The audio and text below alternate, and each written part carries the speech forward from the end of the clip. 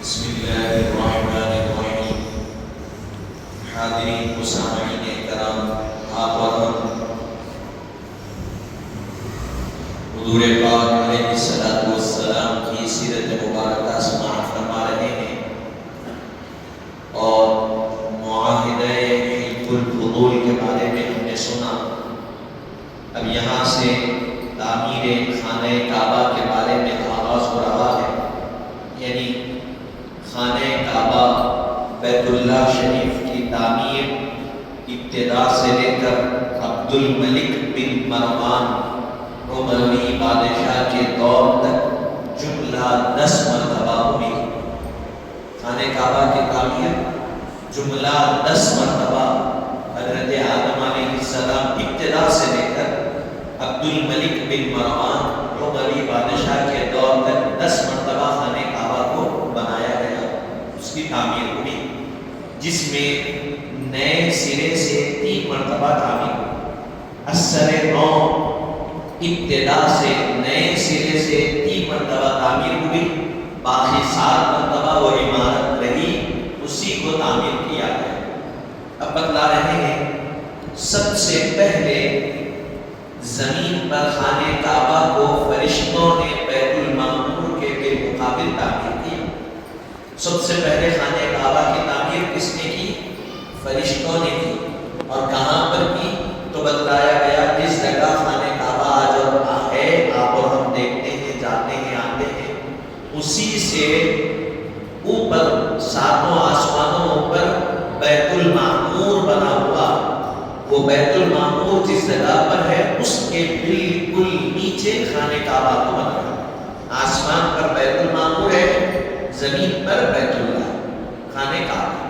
پہلی مرتبہ فرشتوں نے تعمیر کی، پھر دوسری مرتبہ اس کے بعد حضرت سیدنا آدم علیہ السلام نے اس کی تعمیر فرمائی۔ دوسری مرتبہ حضرت آدم علیہ السلام نے تعمیر فرمائی، پھر تیسری مرتبہ حضرت سیدنا آدم علیہ السلام کے فرزندوں نے بیت اللہ شریف کی تعمیر کا شرف حاصل کیا۔ حضرت آدم علیہ السلام کے بیٹوں نے بنایا۔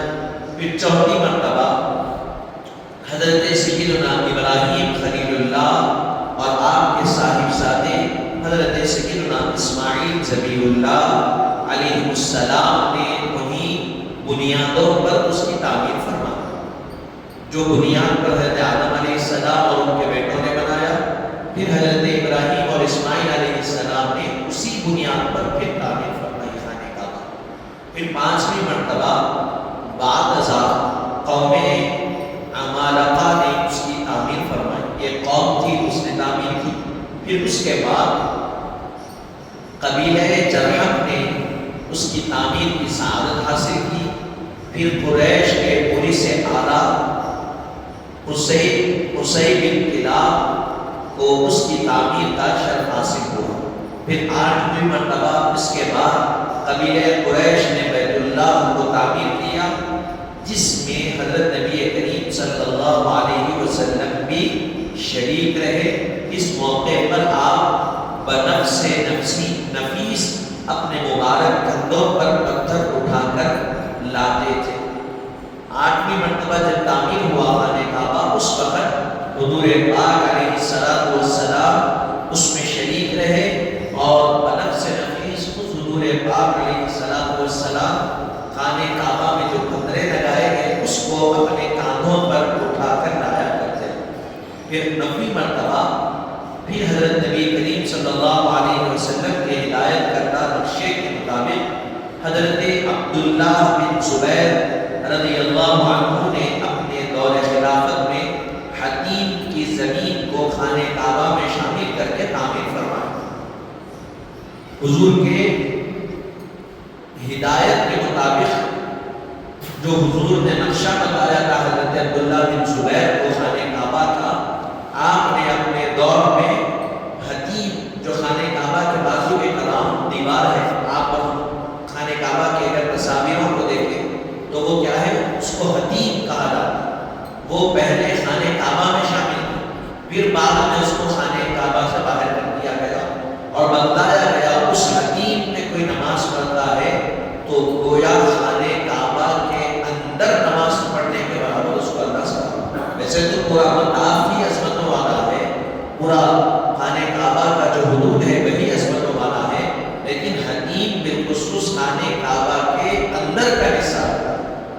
پھر اس کے بعد 10ویں مرتبہ ملک بن مروان کے زمانے میں حجاج بن یوسف نے اس کی تعمیر کی اور حضرت عبداللہ بن زبیر کے تعمیر کردہ نقشے کے برخلاف بنیاد بنا دیا اور جاہلیت کے نقشے کے مطابق اس کی تعمیر کرا۔ مروان بن عبد الملک کے زمانے میں حجاج بن یوسف نے پھر خانہ کعبہ کی تعمیر کی۔ عبداللہ بن زبیر نے جس تعمیر پر، جس نقشے پر تعمیر فرمائی تھی، اس کے برخلاف تعمیر کی۔ حضور کے بتائے ہوئے نقشے پر عبداللہ بن زبیر نے تعمیر کی تھی، جس میں حتیم بھی داخل تھا، سب اندر۔ پھر بعد میں حجاج بن یوسف نے حتیم کو باہر کر دیا اور زمانے جاہلیت میں جو نقشہ خانہ کعبہ کا بنا ہوا تھا اسی کے مطابق مروان بن حکم عبد الملک بن مروان کے دور میں حجاج بن یوسف نے تعمیر فرمائی۔ یہ 10 مرتبہ کل خانہ کعبہ کی تعمیر ہوئی۔ اب یہاں سے حضور نبی کریم صلی اللہ علیہ وسلم کی بصیرت اور حکمت کے بارے میں بتایا جا رہا ہے۔ 8ویں مرتبہ جب قریش نے خانہ کعبہ کی تعمیر جدید کی، اس میں حضرت نبی کریم صلی اللہ علیہ وسلم برف سے نفیس شریک ہوئے اور اپنے مبارک کندھوں پر پتھر اٹھا کر لاتے، جس کی تفصیل یہ خانہ کعبہ کی عمارت زمین کے یعنی نشیب اور بہاؤ والے علاقے میں موجود تھی۔ پہاڑوں سے بہنے والا بارش کا پانی جب اس وادی سے گزرتا تو سیلاب کی شکل میں ہوتا، جس سے عمارت بہہ جاتی اور اس کی مرمت کی ضرورت پڑتی۔ خانہ کعبہ کیا ہے؟ پہاڑوں کے درمیان کے حصے میں، تو جب کبھی پانی آتا، پانی کا بہاؤ ایسا تیز ہوتا کہ جیسا گویا سیلاب کے مانے پانی آتا تو عمارت کو بہا لے جاتا، یا پھر عمارت کیا ہو جاتی، عمارت کو نقصان ہو جاتا، پھر تعمیر کی ضرورت پڑتی۔ اسی لیے قریش نے یہ طے کیا کہ خانہ کعبہ کی تعمیر نئی طور پر کی جائے اور اس کا دروازہ بلند رکھا جائے تاکہ سیلاب کا پانی اندر داخل نہ ہو سکے، اور عمارت کی چھت بنائی جائے۔ تعمیر میں مکہ شریف کے ہر قبلے کا دروازہ شریک ہو جائے۔ چنانچہ مختلف کام مختلف لوگوں میں تقسیم کیے گئے۔ جب حجر اسود رکھنے کی باری آئی تو آپس میں بہت سخت جھگڑا ہوا۔ ہر کام مختلف لوگوں نے لے لیا، بھائی ہم یہ کام کریں گے، یہ کام کریں گے، یہ کام، اور سب متفق ہو گئے، کام کر لی۔ لیکن جب حجر اسود کو رکھنے کی باری آئی تو تب آپس میں کیا ہو گیا؟ جھگڑا ہو گیا۔ ہر قبیلہ یہ چاہتا تھا کہ یہ شرف اس کے حصے میں آئے، اور اس اختلاف کی بھڑک میں کئی لوگوں کو آگ کو ٹھنڈا کرنا ضروری تھا۔ یہ اختلاف بھڑک اٹھا اور ایک آگ کی مانند یہ اختلاف بڑھ گیا، یعنی ہر کوئی چاہتا تھا کہ حجر اسود ہم رکھے، اختلاف بڑھ گیا۔ ایک عمر رسیدہ شخص نے مشورے پر یہ طے پایا، ایک عمر رسیدہ شخص بزرگ، اس کے مشورے پر یہ طے پایا کہ کل صبح جو سب سے پہلے حرم کعبہ میں داخل ہو اس کو امیر بنا لیا جائے، وہ جو فیصلہ کرے اس کو قبول کیا جائے۔ کل صبح سب سے پہلے جو کعبے کے اندر آئے گا، حرم میں داخل ہوگا، اس کو ہم امیر بنا لیں گے، اور وہ جو فیصلہ دے گا ہم اس فیصلے کے تابع رہیں گے، اس کو مانیں گے۔ چنانچہ دوسرے دن صبح ہوئی تو جو سب سے پہلے تشریف لائے وہ حضور رحمت للعالمین صلی اللہ علیہ وسلم۔ دوسرے دن صبح میں سب سے پہلے کون تشریف لائے؟ آپ کے اور ہمارے آقا تشریف لائے۔ آپ کو دیکھ کر سب نے کہا بخدا یہ امین ہے، ان کے فیصلے پر ہم راضی۔ حضور کو جب دیکھے لوگوں کی جب نظر پڑی تو کہنے لگے بخدا اللہ کی قسم یہ امین ہے، اور یہ جو فیصلہ فرمائیں گے ہم اس فیصلے پر راضی۔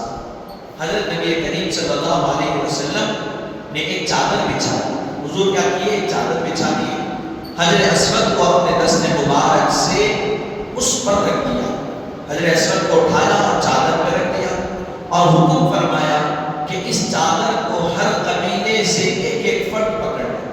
کیا فرمائے؟ ہر قبیلے ایک فرد، ایک آدمی اس چادر کو پکڑ کر اٹھائے، اور جب حجر اسود کو اس مقام پر رکھنے کی جگہ، یعنی جس مقام پر حجر اسود کو رکھنا تھا وہ جگہ تک پہنچا تو حضور نبی کریم صلی اللہ علیہ وسلم نے اپنے دست مبارک سے حجر اسود کو اس کی جگہ رکھ دیا اور آپ کے اس حکیمانہ حکمتانہ فیصلے نے لوگوں کو ایک بڑی جنگ اور خون اور خرابے سے بچا۔ حضور کیا کیے؟ چادر بچھا کے کہا کہ سب اٹھا لے، تو سارے قبیلے والے ایک ایک فرد کیا کیے؟ اس کو پکڑ لیے۔ حضور اپنے دست مبارک سے حجر اسود کو اٹھا کر اس کی مقام پر رکھ دیے۔